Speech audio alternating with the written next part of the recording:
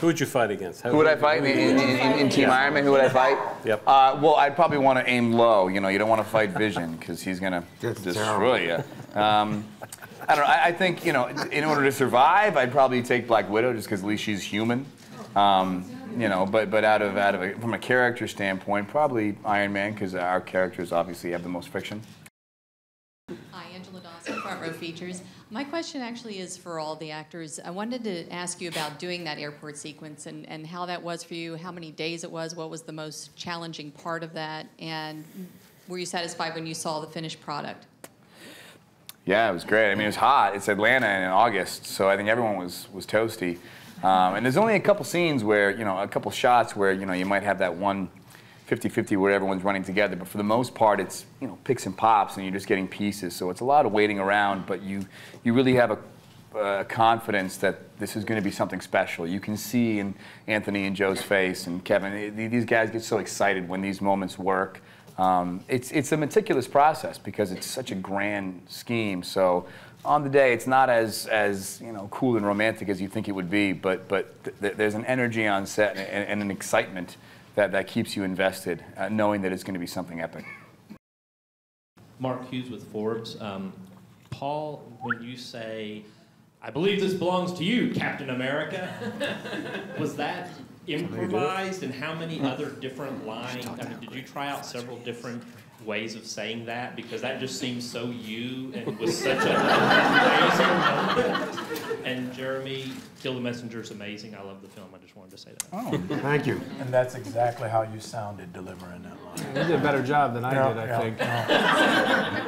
I don't know. I think that was in the. I think that was always in the script. I think this belongs to you. We sometimes would play around with lines and stuff while we're shooting it, and these guys would suggest things, and then sometimes we'd come up with things after the fact. One of the great things about having a mask is that if you think of a great joke afterward, you don't have to match it to anything, so you can add stuff even in ADR. But I think that was one that was always in there.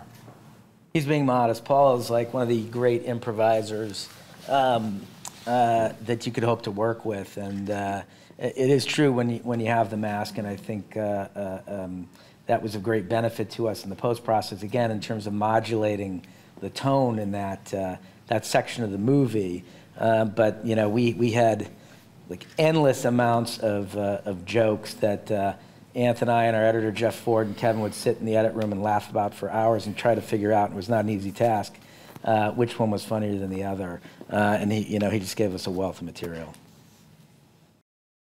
Fanboy of the group, because you were really excited. I mean, how excited were you to be able to meet everybody? How I felt as far as being the fanboy of the group, that was not really. There was very little acting required in that scene from me. You know, they've all worked together and done this before. I've just seen the movies. I mean, I've seen all the Marvel movies, so to be there on the day, I kind of couldn't stop geeking out about it. And I thought, oh my God, there's the shield.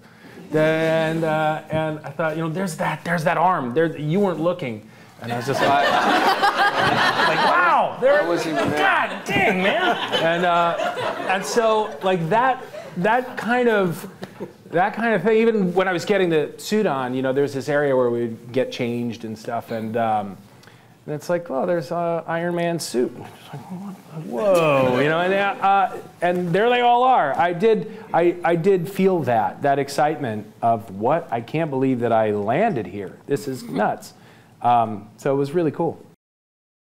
My question is for Kevin and Joe. You got to introduce a lot of the bug-centric superheroes into the mix in this film, but we saw Ant-Man and Spider-Man, no Wasp. Can you explain the decision behind not bringing Evangeline Lilly into this film?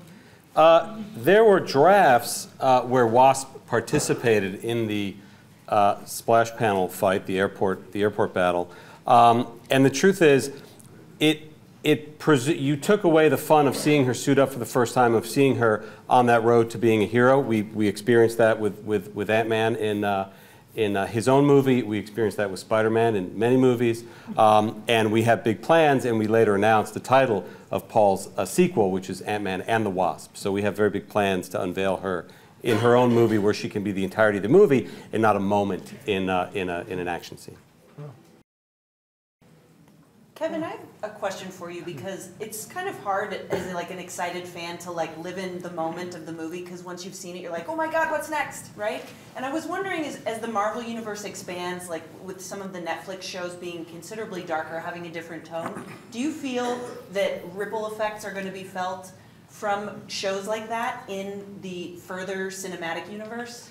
They might be, but I think what I love is you're now seeing in the film medium, in the television medium, the reflection of what the comics have always been. There's always been that great, diversity of tone within the comics, and I love that that we're seeing more and more of that on various screens.